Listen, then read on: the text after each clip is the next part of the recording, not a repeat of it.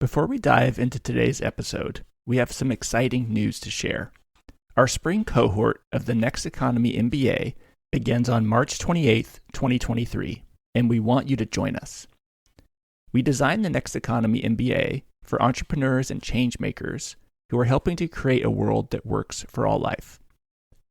During this 9-month program, you'll learn practical skills on how to transform your organization into one that is just, equitable, and regenerative. Plus, you'll join an alumni community of over 400 impact leaders who are transforming organizations around the world. Interested in learning more?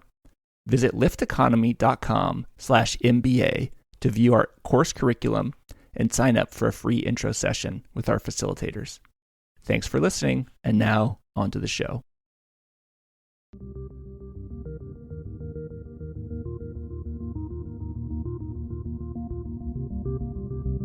Welcome to Next Economy Now. The goal of this podcast series is to highlight the leaders who are taking a regenerative, bioregional, equitable, democratic, racially just, and whole systems approach to creating the new economy. I'm Ryan Honeyman, a partner at Lift Economy. My guests today are Nouhaila Oudija and Abigail Acheson from Rethinking Economics USA. Rethinking Economics USA is a network of students and academics allying to rethink and change economics education in the United States. So I'd like to welcome you both to the show. Thank you for having us. Yes, thank you. So maybe we'll start with Nouhaila. Could you tell us a bit about your background and how you first got interested in the type of work you're doing today? Yeah, of course. So I'm Nouhaila. I'm a researcher and organizer at REUSA, largely in charge of research, strategy, and comms.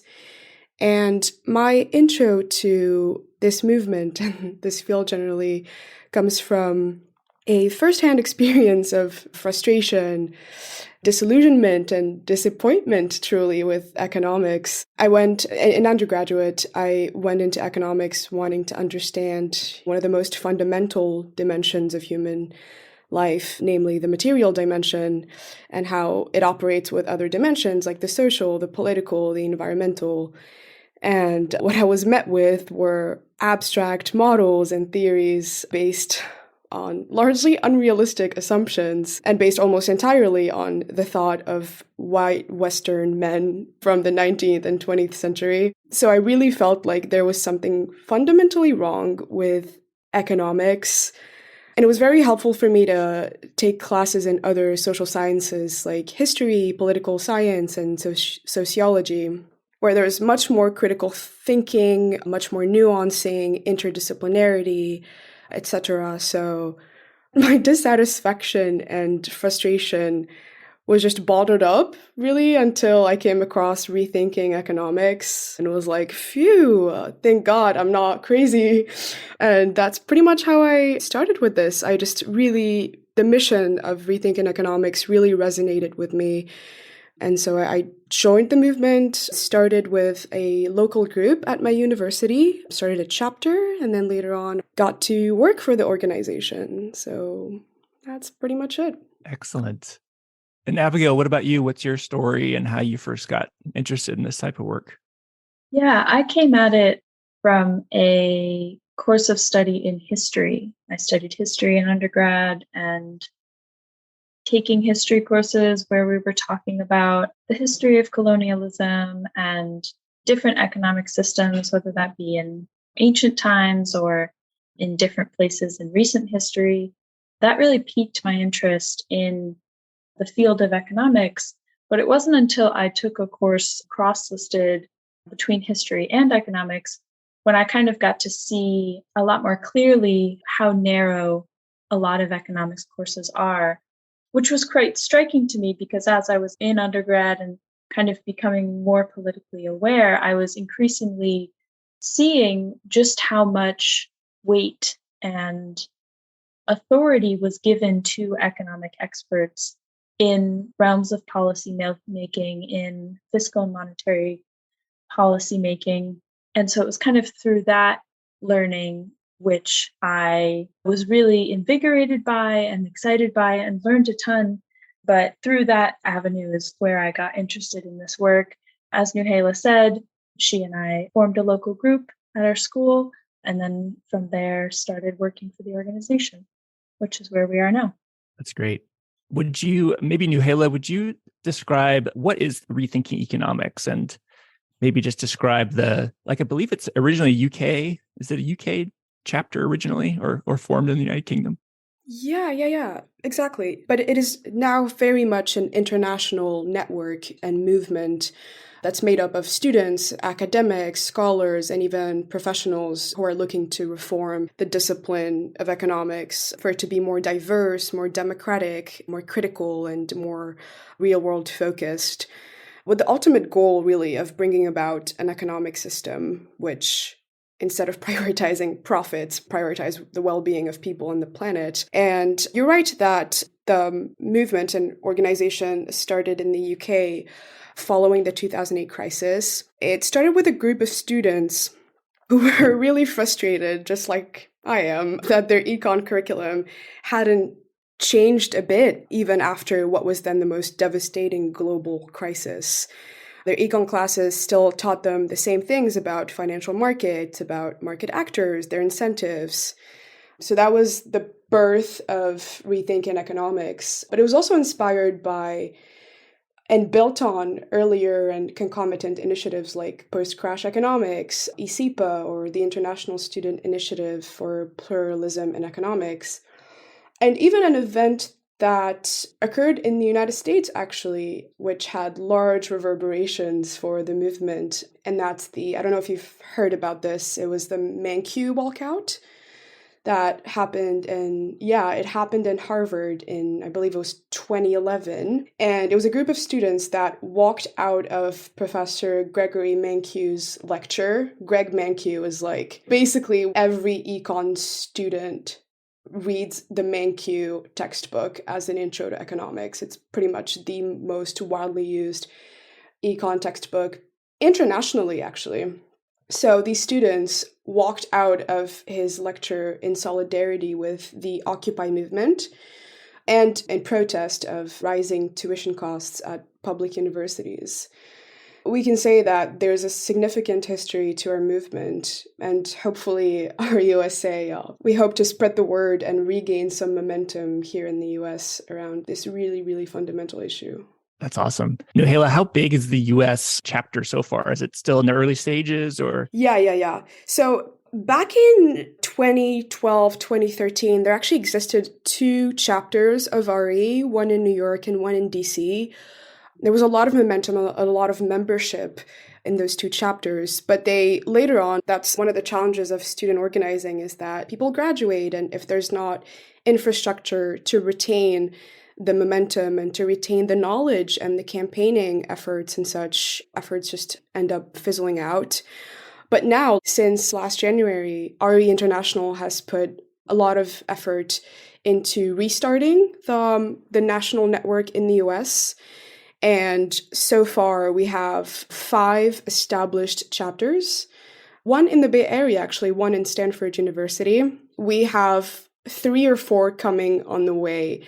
We're getting more and more solicitations from students that resonate with our mission, that really want to see change in their economics departments, and that want to set up groups, that want to have these conversations, that want to engage with not only the national community of RE, but the international community, because RE is much more established in other parts of the world. I mean, we have over 120 student groups around the world, a lot of them in Europe, in South Asia, in Latin America, and now in the US. And Abigail, can you speak to some of the work that you all do? Like in particular, I heard Nouhaila talk about trying to potentially reform economic curriculum. What are some of the goals with that, and what are the processes or ways that you go about that? Yeah, so for us, we look at university curriculum as a means to, as Nouhaila mentioned, bring about an economic system which prioritizes the well-being of people and planet. And that really comes from an assessment that university is the place where people who will occupy positions of power and influence are trained in economics, trained how to think, and also prepared how to approach problems, prepared what kind of questions to ask. And necessarily, when you ask a particular question, you're narrowing the field of what answers are possible given the way you framed that question. So for us, curriculum reform is a really key component of bringing about the kind of world that we want to see and that we need to bring about if we're to fight some of the most pressing crises that we're facing at the moment, right? Climate change is not an issue that we can avoid addressing indefinitely. That's kind of why we've chosen that as our point of focus. And that decision also comes from an understanding of the incredible potential of that kind of organizing to have broader systemic change. I mean, there's a number of examples in national liberation movements throughout the 60s and 70s throughout the global South. And there's a number of examples of that being the case here in this country. During the 60s and 70s, there was extensive organizing around curriculum reform in the case of introducing ethnic studies programs, for example. And those had repercussions much beyond the university. They also are movements that have deeply shaped how the university is today. Organizing that happened throughout the University of California system in the 1960s was a big influence on Ronald Reagan and his understanding of how universities should be funded. At one point, he, I'm paraphrasing here, but said something to the effect of, well, maybe if we increase public university tuition, students will think twice before they're boycotting classes and organizing themselves to change what's being taught in the university. And that has repercussions today where we're seeing massive increase in student debt. So for us, these are just examples of the really vibrant history and incredible potential of organizing at universities to really bring about broader societal changes that at first glance might seem beyond the scope of university organizing, but are in fact kind of a tried and true effect of this type of organizing and this site of mobilization and collective work. Great. Thanks for that. That's a great point about, it's more than just the classroom that's being changed. It's like it ripples out to many parts of life. And Nouhaila, did you want to jump in with some thoughts on why we need to rethink economics? Yeah, absolutely. I mean, there are just so many problems with economics as it is researched, taught, and practiced. I mean, where do we start? I can just outline a few and then maybe go into more depth with them. The first one, the major one, Abigail mentioned Ronald Reagan, and, first word that comes to mind is neoliberalism or neoclassical economics. And I think the main problem with economics today is the monism, the resistance to pluralism or diversity of thought within the discipline. As many of your listeners may know, in the 70s, the neoclassical or neoliberal paradigm came to dominate policymaking and academia. And even though it was a crisis measure to deal with the oil shocks of the 70s, it just kind of remained ever since as the self-proclaimed best way to manage the economy. So even though there are 10 or even like a dozen schools of thought or approaches to understand the economic phenomena, actors, relations, there are so many schools of thought like Keynesian, post-Keynesian, feminist, Marxist, ecological, institutional, the list goes on. But the overwhelming majority of economics curricula and the bulk of the economics discipline does not focus on these schools of thought, these alternative schools of thought. In fact, they systematically reject them. If we look, and here there are so many dimensions to that. There's like the publication world, there's the academia world where, for example, if you're a PhD student that wants to study ecological economics, for example, most renowned PhD programs and even non-renowned PhD programs will simply just not accept you. A lot of scholars that want to approach economics issues from we say heterodox perspective as opposed to orthodox. Orthodox is like the neoclassical, neoliberal, free market framework. And the heterodox is all the other alternative ways to approach economics. Those heterodox scholars are quite literally externalized from the discipline, and a lot of them have to do their work in other departments, like anthropology, like politics. There are many pieces written by heterodox economists outlining this problem. So there's this systematic exclusion of diversity of thought in tenure track positions, but also in the publication world, right? An economist's livelihood and job depends on being published. In order to be published in a top 5 journal or another renowned journal, you have to go through so much gatekeeping. And so again, a paper that takes a critical stance that maybe uses assumptions or methodologies that are not in the neoclassical paradigm, they just will not get their paper published. And then, of course, there's the component which RUSA cares and RE cares most about, which is the curriculum. So the overwhelming majority of economics curricula do not expose their students to alternative schools of thought. In fact, students are not even told that what they're being taught is just one school of thought, one way to analyze and make sense of the economy. And we actually have empirical proof of that. One of the big projects that we've been working on is a survey project. We surveyed over 2,000 undergraduate college students and over 350 economics students. And we asked the economics students which of these schools of thought, we gave them a list of schools of economic thought. Which of these schools of thought have you learned about in your curriculum? Only 33% of respondents could correctly identify having learned about neoclassical economics, when that is unequivocally the most dominant theories and models that we are taught everywhere in the world, right? And so that proves to you that whatever students are taught, they're just taught that that's the truth. That is the neutral way to think about the economy, about economics. Those are the assumptions. That's the epistemology.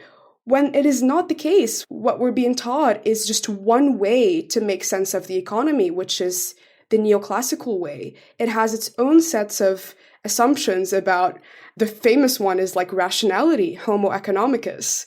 A lot of guests in previous episodes in your podcast touched on this, the myth of Homo economicus. We're all individuals that just aim to optimize and maximize our own utility with disregard to anything that's not self-interest. That's obviously not true, but that's an assumption that neoclassical economics has operated under since its inception.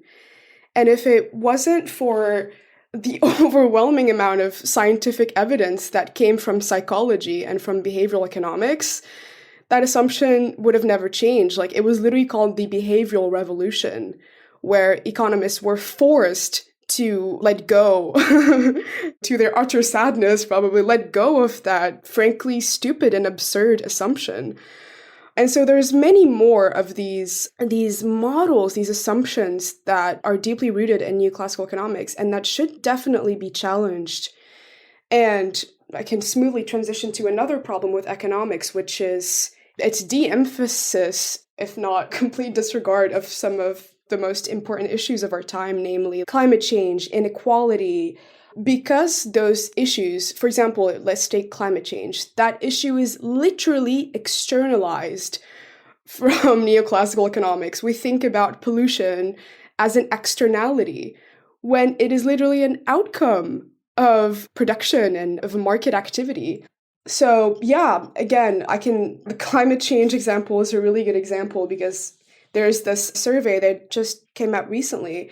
It was a survey of the top 5 economics journals over a period of over 60 years. It was from 1957 to 2019, I believe.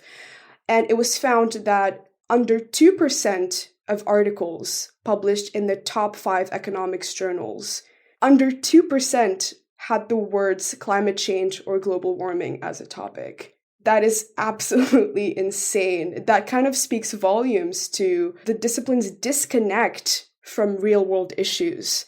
How is it that economists are not on the forefront of trying to address climate change? It's absolutely deplorable. It's just unacceptable. That's why we need to rethink economics. We need to invite pluralism of thought. The reason why we need pluralism of thought is because other schools, we need other approaches like ecological economics, which centers this problem, stratification economics, which centers the problem of racism and racial capitalism, feminist economics, which centers gender inequalities, Marxist economics, which centers class inequality and income and wage inequality. That is why we need to rethink economics. And I think I've been doing a lot of talking here, so I'm going to let Abigail maybe cover other things here. Yeah, feel free to jump in, Abigail. I would just kind of point to what Nouhaila said about how very few economics classes that are teaching overwhelmingly neoclassical ideas identify them as such, identify them as ideas belonging to one school of economic thought among many, and provide justification why this particular school of thought is receiving so much time and attention in classrooms. In many ways, that functions almost as a claim to neutrality, as a claim to objectivity. This is the objective, indisputable economics. This is economics. This is not a school of thought of economics. This is economics. These are often implicitly implied in economics classrooms and sometimes explicitly taught as such in the act of leaving out that this is just one school of thought. But despite this, Gregory Mankiw's textbook, which is really a staple in the field of economics, Gregory Mankiw has written a number of introductory texts that the vast majority of students read and rely on throughout their course of study in economics. In the preface to that textbook, he's placing this textbook in kind of, what is the purpose? What have I set out to do here? He quotes Alfred Marshall, very famous quote, "Economics is the study of mankind and the ordinary business of life." But that quote is evidence of an inherently moral project. Economics is not purely technical, is not something that is purely mathematical objectivity. It is the study of people going about ordinary life. And because we're moral beings who have values and are a part of a society, that in itself is a moral undertaking. And so just wanted to kind of mention, because Nouhaila had spoken about that this is something which a number of people have spoken about over the years. Kate Raworth, Jonathan Aldred, a number of people have talked about how economics claim to neutrality, claim to an objective technical discipline that is beyond the grasp, really, of most ordinary people. And economic decisions should be left to economic experts.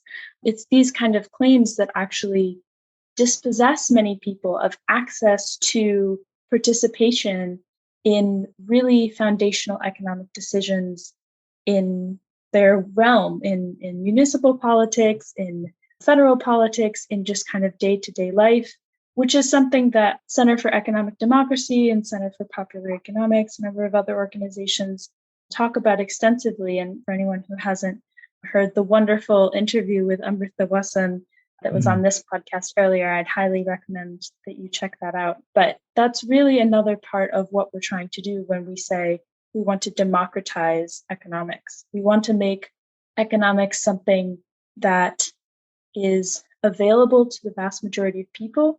We want to have the expectation that people who study economics will leave a course of study with really robust skills to explain economic ideas to ordinary people, so that ordinary people can engage in the practice of democracy and participate in economic decision-making collectively.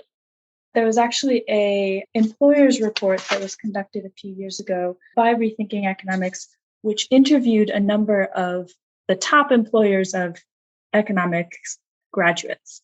And overwhelmingly, what those employers said was that they felt that graduates were underprepared for real-world application of these theoretical models that they've learned in school and lacked in their communication skills. And primarily where that showed up in this employer's report was that economics majors were insufficiently able to explain economic ideas to people who had not studied economics.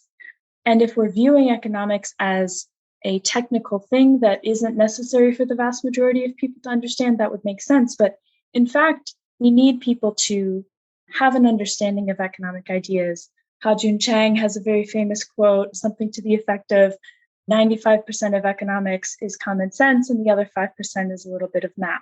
If that's the case, then economists should be able to articulate the policy decisions that they're recommending to a public who is not maybe well-versed in kind of the more technical and niche language of the discipline. Yes, absolutely. 100% aligned with this conversation. One of the reasons we started our Next Economy MBA program was similar to what you're describing, is like, does it seriously have to be taught like this? That supply and demand and infinite economic growth is the only way to go? I don't think many people know that. We talk about this in some of our work around the prefix eco comes from the Greek word oikos, which means house or household or family. And then nomi means like to manage. And so there's also the word ecology, which ology means the study. So the study of the house, or like the study of planet Earth, ecology, and then economy is the management of the house. And so I think that people also assume that the economy is hedge funds and derivatives. And we've kind of tried to reframe it around the economy is just a collective set of strategies we can use to meet basic human needs. So it's nourishing food, clean water, clean air, clothing, shelter, safety.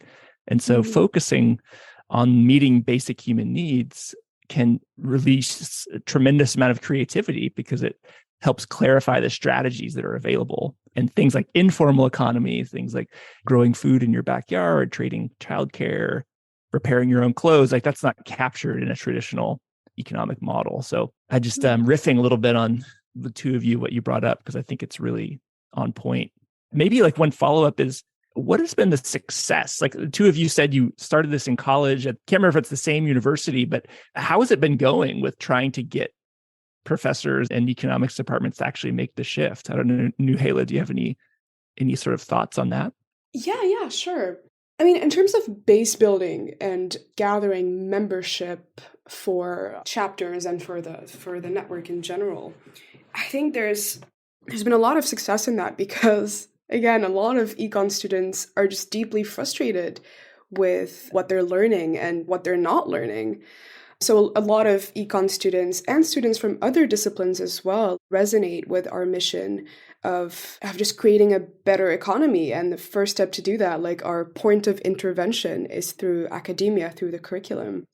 In terms of departments, it kind of varies. Again, a lot of departments, a lot of professors are just deeply, I'm going to dare to use the word deeply indoctrinated by this neoclassical dogma that it's hard for them to imagine anything else. But there's variability there. There's some departments that are super hostile to the mission because, again, they're like, no, this is just how economics is. This is the truth. Why would we challenge the truth? But there are many, many others, professors, that is, and academics that absolutely are very amenable to our message and that agree that pluralism can only be beneficial. You can't practice the free market, in the economy and not practice it in the market of ideas. Why shun out different perspectives? It just doesn't make sense even from a rational or utilitarian point of view.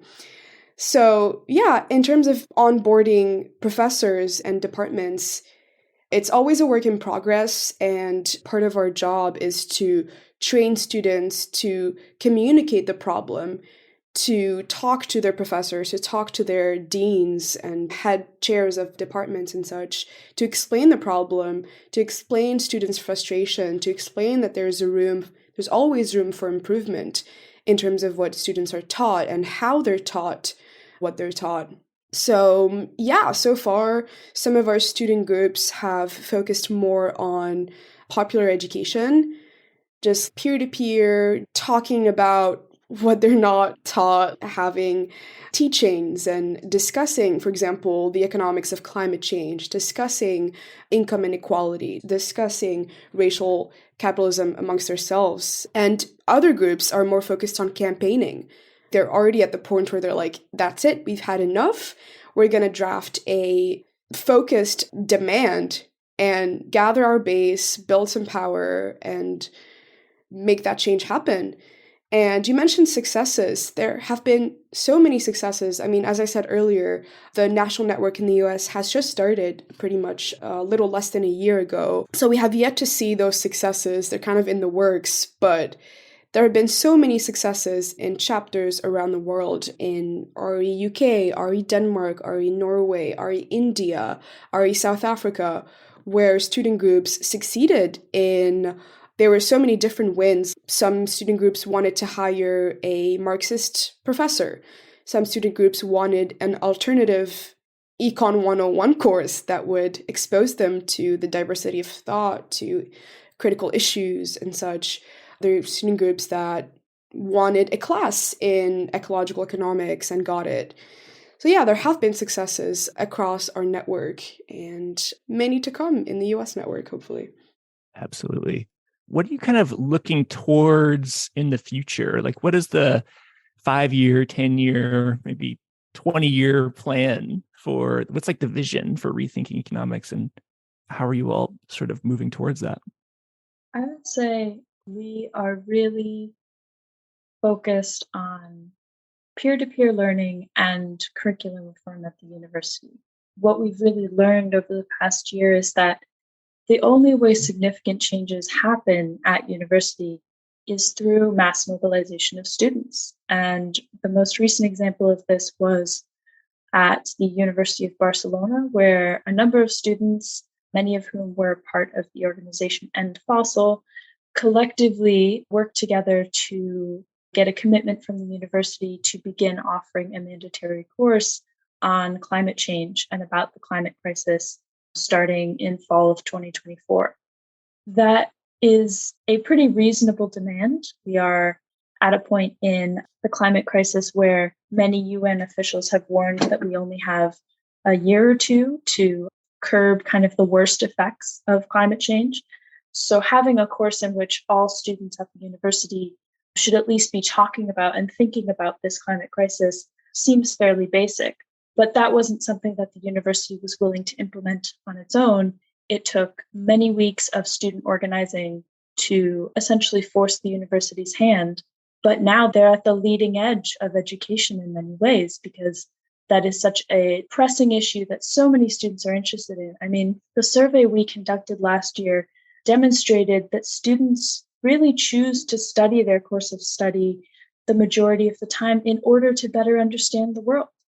It indicated that students often turn to their courses and their course content to understand current events, to understand current affairs and what's in the news. And so it really matters what's taught or not taught in university classrooms. And having the majority of students indicate that what they're most concerned about is climate change, is racism, is inflation, is income and wealth inequality. All of these things are something that students are explicitly choosing to study economics in order to better understand, and yet leave the classroom lacking most of the time. And that's not to say that there aren't a number of great professors talking about these issues or addressing these things or providing students with tools to think about these current issues. But overall, what the survey indicated was that that was not the norm, and that was not something that a student could expect going into a university. And that's something that we'd really like to see change in the next few years. I would say also that in the next few years, we'd really like to see a revitalization of student organizing as a whole at university. Between the pressures of rising university costs and increasing job precarity across sectors of US graduates once they go into the labor market, these forces make it difficult for students to commit to things that don't have a direct positive impact on their employability or their ability to make enough money to live. But we know that significant change in what's taught doesn't happen without student organizing and student campaigning. And so we're really hoping to revitalize and strengthen that movement in the years to come. That's fantastic. Maybe in the last couple questions here, Nouhaila, could you speak to what do you need right now and how can the listeners help you grow the work you're doing, this next economy that we're growing together? First off, just amplify our movement. I think that everybody has a stake in changing the economics curriculum because it is really what directly impacts our lives, what directly impacts policy and economics analysts and advisors to presidents. So nipping it at the bud, basically nipping this outdated and dogmatic ideological version of economics should be, I think, everybody's mission because it will truly have the biggest impact on the ideas that are circulating, how people view their lives, how people view the role of the government, how people view the role of their employers and worker power and what's reasonable working conditions. All of those things that directly impact our day-to-day lives emanate from economics and who gets to write those rules of economics. So I would just say, check us out, join the network. It's not necessarily a huge commitment. Also follow us on Twitter at rethinkecon_USA. I would also invite your listeners to check out our research project. I mean, it not only includes data about the levels of pluralism in economics curricula, but also students, and this is all undergraduate students, regardless of major and demographic, their attitudes about the US economic system, which honestly were super striking from this survey. I mean, when we asked our over 2,000 respondents how they would describe the US economic system in 3 words, the words that were literally the most used were unfair, unequal, poor, bad, broken, corrupt. And also 95% of our respondents, when we asked them what should be done about the current economic system, said that it should be changed. A lot of them said that it should be drastically amended / reimagined. Others said fully replaced by something else. So I think in our generation, there is so much awareness that there's something wrong about the economic system. And that gives us a lot of hope, this wisdom, this understanding, and also this zeal to make change, to be part of this wave of change, to really reclaim our futures. So I would just invite your listeners to check us out, check out the survey results. They're super significant. Yeah, give us a follow, reach out to us if you have any questions. If you are an organization that's working in the next economy space, please reach out to us. We are partnering with so many organizations and so many boards like the US Society for Ecological Economics, the Center for Popular Economics. It's really invigorating to see so many organizations in this next economy landscape and ecosystem. So yeah, I think just more cohesiveness in that landscape would be awesome. So yeah, and if you're a student listening, think about making a chapter, an RE chapter at your university, starting these conversations with your peers, potentially making change happen at your department or curriculum. So yeah. Yeah, for any students listening who are maybe thinking they'd be interested in joining a reading group or a working group, or finding other students who are frustrated with what they're learning in their economics classes, even if they're not studying economics as their main course of study, feel free to reach out to us. You can email us directly at usa@rethinkeconomics.org. You can also message us on Twitter, as Nouhaila mentioned, at rethinkecon, ECON_USA. Feel free also to check out our national network's webpage on the RE International webpage, which is rethinkeconomics.org. So there's a number of ways to reach out to us. We're very responsive. Feel free to shoot us an email or a message on Twitter with any questions or ideas or thoughts. Perfect. Well, I want to thank both of you so much. This is amazing. And I'm glad you reached out and glad to hear to learn more about what you're up to, and hopefully our listeners will take up the invitation to get more involved. And yeah, anything else to add before we close the show? Yeah, we are currently working on a really exciting project.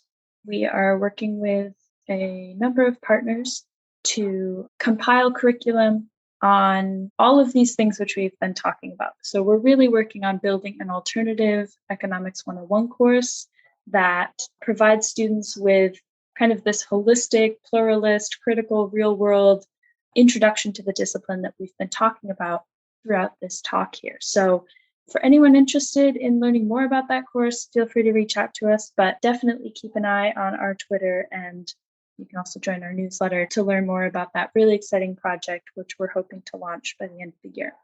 Great. Well, thanks again so much. Yeah, I look forward to staying in contact and following what you all are up to. So appreciate you being on the show. Thank you for having us, Ryan. Thank you so much. Next Economy Now is a production of Lift Economy. To listen to all of our episodes, go to lifteconomy.com/podcast. That's LIFT economy.com/podcast. You can also sign up for our monthly newsletter at lifteconomy.com/newsletter. Please also rate and review our podcast on iTunes, Spotify, Stitcher, or wherever you get your podcasts. Thanks for listening.